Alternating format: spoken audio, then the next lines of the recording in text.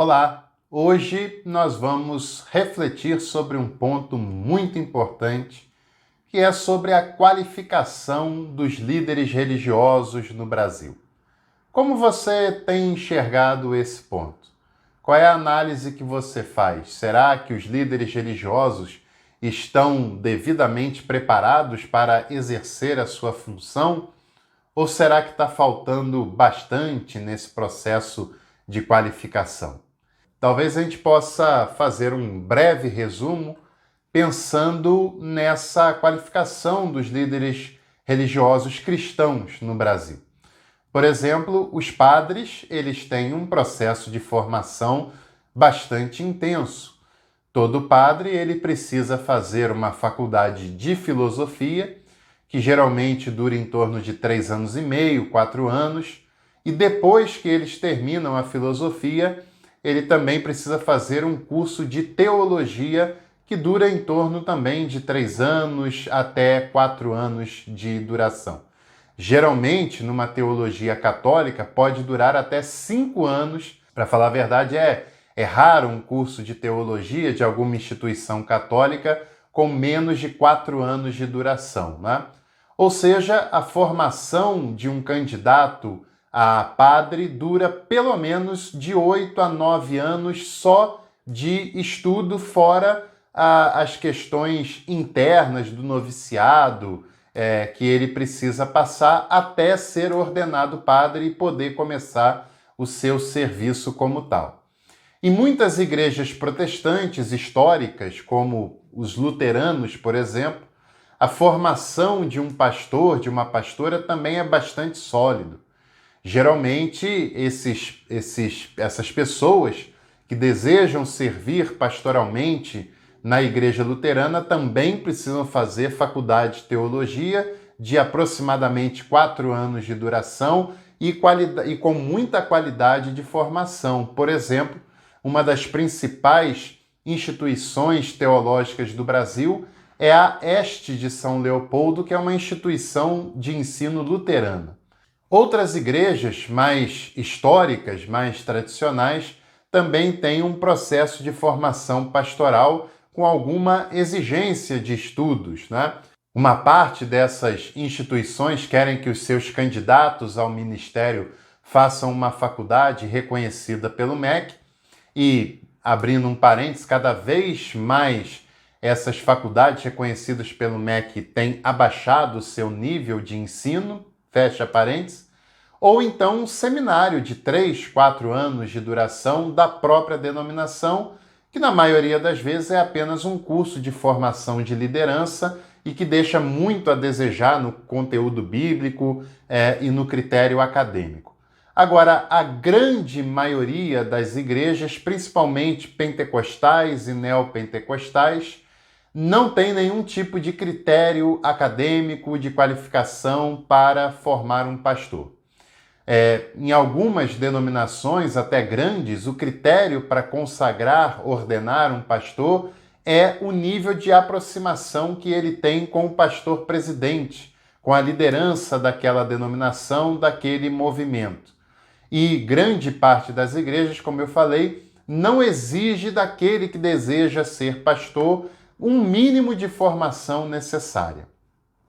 Muitas pessoas, inclusive, já estão torcendo o nariz para isso que eu estou falando, mas é preciso que você assista até o final, porque todo mundo, sem exceção, que trabalha com qualquer coisa que seja, precisa se qualificar para fazer o melhor serviço sempre, para ele, para as pessoas que recebem o seu serviço e para melhorar o máximo possível a vida das pessoas através do que ele faz.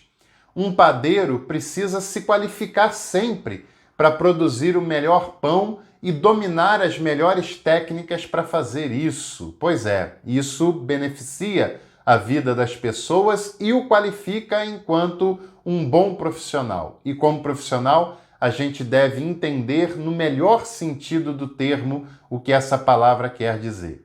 Um engenheiro que não se qualifica, ele coloca a vida das pessoas em risco. Pois é. Uma pessoa que canta, ela precisa se qualificar nesse processo. E isso cabe para qualquer caso que a gente puder imaginar. Por que é que para um líder religioso, para um pregador, teria que ser diferente? Não é diferente. Esse líder precisa estudar, precisa se qualificar, e não só como um pré-requisito para entrar no ministério. Porque em algumas denominações que isso é um pré-requisito, depois de cumprida essa exigência, a pessoa nunca mais se importa em pegar um livro e continua o mesmo depois de 20 anos. Você conhece? Eu conheço, viu? Vou lhe dizer que eu conheço muitos pastores que há 15, 20, 30 anos de ministério continuam conhecendo a mesma coisa, continuam pregando do mesmo jeito, continuam tendo o mesmo conteúdo. Isso é sinal de que algo anômalo está acontecendo. Claro, você imagina uma pessoa 20 anos fazendo uma coisa e ela não aprende nada novo nesse tempo? Isso é impossível, mas no meio pastoral acontece e muito. Algumas pessoas, inclusive, falam, não, mas o que é importante é ter a unção. É claro que é importante ter a unção, mas quem é que determina quem tem e quem não tem unção? Isso é algo íntimo entre a pessoa e Deus e ninguém cabe julgar, porque ninguém tem o critério técnico para julgar isso, não é? Outras pessoas falam, não, mas o importante é o chamado. É óbvio, é claro. É claro que para uma pessoa exercer o ministério pastoral, a pregação, é claro que o importante é o chamado, a vocação que essa pessoa possa vir a ter. Mas quem é que disse que um vocacionado, que um chamado, não tem o dever de se qualificar? Você encontra na Bíblia, no Antigo ou no Novo Testamento, pessoas que foram chamadas, vocacionadas para exercer alguma função e que por isso não precisaram se qualificar? Porque eu não encontro. Pelo contrário, eu encontro o caso oposto. Pessoas chamadas por Deus, pessoas vocacionadas que por causa dessa vocação tinham que se qualificar como obreiro aprovado, que não tem de que se envergonhar e que maneja bem a palavra da verdade, ou seja, que domina aquilo que foi chamado a fazer. Agora, veja que coisa curiosa, para não dizer aterradora. Você já viu algum médico falando mal da medicina? Se eu vou numa consulta médica e ali tem um médico que despreza a medicina, eu vou embora o mais rápido que eu puder e nunca mais volto ali. Você já conheceu algum engenheiro que despreza a engenharia? Eu jamais contrataria alguém que é um engenheiro e que tem desprezo pela engenharia. Você já viu algum advogado que despreza o direito? Você já viu alguém formado numa determinada área que despreza a área na qual ele é formado? Isso não tem o menor sentido eu falar isso, mas no meio pastoral, por incrível que pareça, faz sentido eu fazer essa denúncia. Porque muitos pastores desprezam a teologia, por incrível que pareça. Por mais anomalia que seja isso, mas você sabe que é verdade, que tem muitos pastores que desprezam a teologia, que são contra a teologia, que se opõem à teologia. Por que que isso acontece? Bom, primeiro que a teologia deveria ser a ciência de referência para um líder religioso, seja um padre, seja um pastor, seja uma pastora, seja um pregador. Aliás, tem pregadores que mal fizeram um semestre de faculdade e já estão cobrando para pregar, e o que é pior, tem igreja chamando e pagando para esses camaradas que caíram de paraquedas para eles irem lá pregar e muitas vezes não tem qualificação, não falam coisa com coisa e não pregam lé com cré. É um absurdo completo. Sabe por que que o médico não despreza a medicina, o engenheiro não despreza a engenharia, o advogado não despreza o direito e assim por diante? Porque essas são as ciências de referência dos seus trabalhos. E é dali que vem a qualificação, a formação, dali que vem o necessário para que eles sejam bons naquilo que eles fazem e possam servir as pessoas que procuram o seu serviço da melhor maneira possível. E não é só da melhor maneira possível, é da maneira mais responsável possível. Porque se um médico mata uma pessoa por incapacidade, ele responderá por isso. Se um advogado condena equivocadamente uma pessoa por falta de qualidade dele, ele responderá por isso, porque ele vai estragar a vida de uma pessoa. Se um engenheiro, por falta de qualificação, constrói um prédio que cai e mata centenas de pessoas, além dele destruir muitas famílias, ele terá que responder por isso. Agora, por que é que a gente aceita um líder religioso, um pregador, que não tem responsabilidade com nada do que ele fala? Que não tem responsabilidade com as distorções de pensamento que ele está formando em pessoas que não têm estudo, que não têm qualificação e que muitas vezes nem têm senso crítico para analisar tudo isso?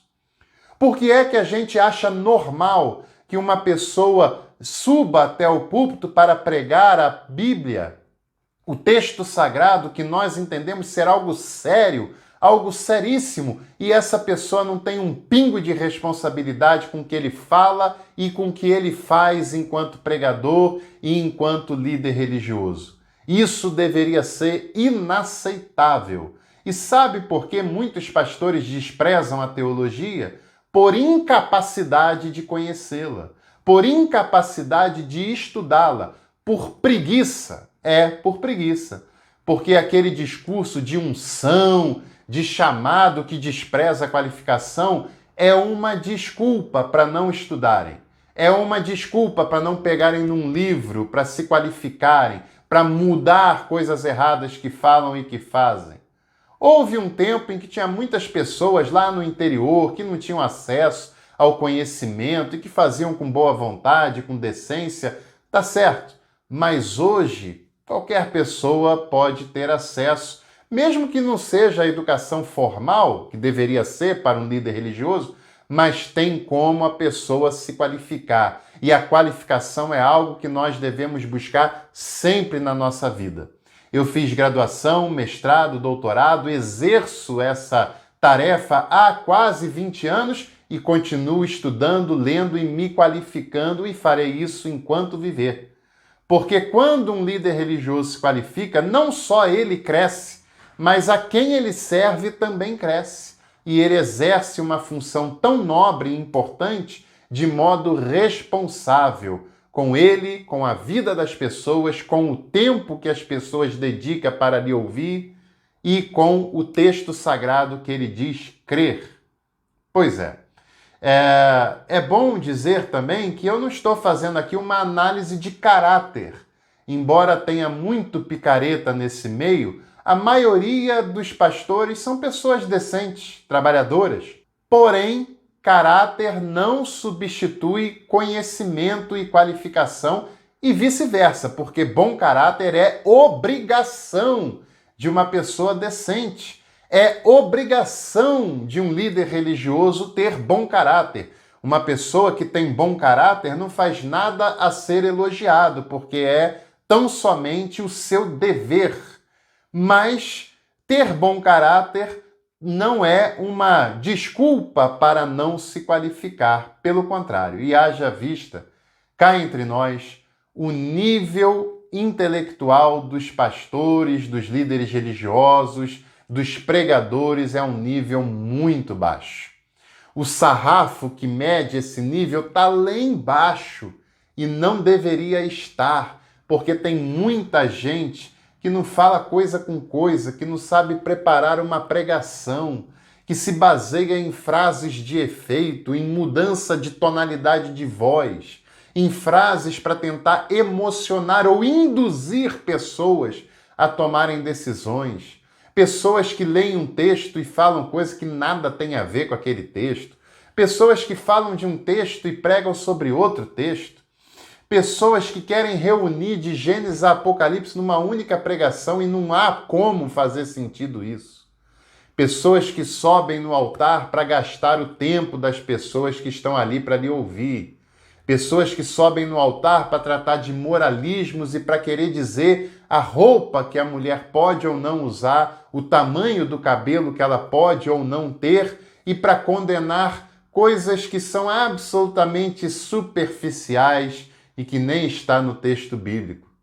Pessoas que sobem no púlpito para desfazer as suas causas particulares com outras pessoas. Pessoas que não exercem com a dignidade que o cargo e a função exigem.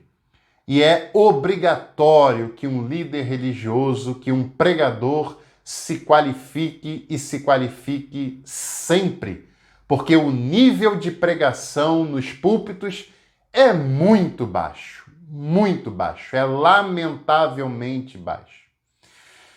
É claro que tem exceções, é claro que tem púlpitos que se preocupam com isso, pessoas que se qualificam sempre e que muitas vezes nem são valorizados pelas pessoas que estão lhe ouvindo, não é? Mas, de um modo geral, o nível é muito baixo, isso é alarmante e não é de se estranhar o porquê que tem muitos jovens saindo fora das igrejas, porque ouvem coisas tão desconexas e tão longe da vida real que não dá para ficar lá. Tem até pastores que falam ensinar teologia é perigoso. Hein? Como é que é? Ensinar teologia é perigoso? Para quem? Talvez para o líder que pense assim. Pode ser que estudando teologia de modo sério, as pessoas se libertem desse líder religioso irresponsável. Tem vários assim, infelizmente. Na verdade, quando um pastor fala, os jovens não têm condição de aprender teologia na igreja, como assim? Os mesmos jovens que estudam matemática, português, biologia, química, física, história na escola, que fazem Enem, que vão para a faculdade, por que eles não podem estudar teologia também? Como eles não teriam condições de aprender teologia? Não que a teologia seja mais fácil, mas também não é mais difícil, é uma ciência como as outras que eu citei e que deve ser aprendida. Na verdade, quando o pastor fala isso, é porque ele não sabe nem para ele, que dirá para ensinar as outras pessoas. E isso é lastimável, lastimável. Nós devemos nos qualificar. Você que prega, você que é pastor, que é pastora, que é padre, você tem que saber que você tem obrigação moral de se qualificar e de se qualificar sempre. Você deve exercer a sua função que é nobre, que é séria, que é decente, com a dignidade que a função exige. E você tem que respeitar o tempo, a vida, a estrutura das pessoas que estão lhe ouvindo. Tem pastores que falam assim, é inadmissível, enquanto eu estou pregando, tem gente no Facebook, tem gente no Instagram. É claro que tem pessoas que estão na igreja e que não querem saber de nada. Nem se Jesus estivesse lá pregando, elas iriam dar ouvidos para ele. É claro que tem pessoas nas igrejas que não tem nada a ver com Jesus, com o evangelho, e pode ser a melhor pregação do mundo que não vão querer ouvir, mas talvez as pessoas prefiram o Facebook do que algumas pregações que elas ouvem. Será que a gente não tem que pensar nisso também? Como eu falei, tem gente que não prestaria atenção em ninguém em nenhum momento. Mas tem gente que talvez se canse de ouvir sempre a mesma coisa, de ouvir coisas que não têm critério nenhum, de ouvir coisas que não fazem o menor sentido. Qualifique-se enquanto há tempo, porque o chamado e a vocação não abre mão da qualificação. Pelo contrário, nos faz ter a responsabilidade e a ciência de que devemos nos qualificar cada dia mais. Pense nisso. Um abraço, até a próxima.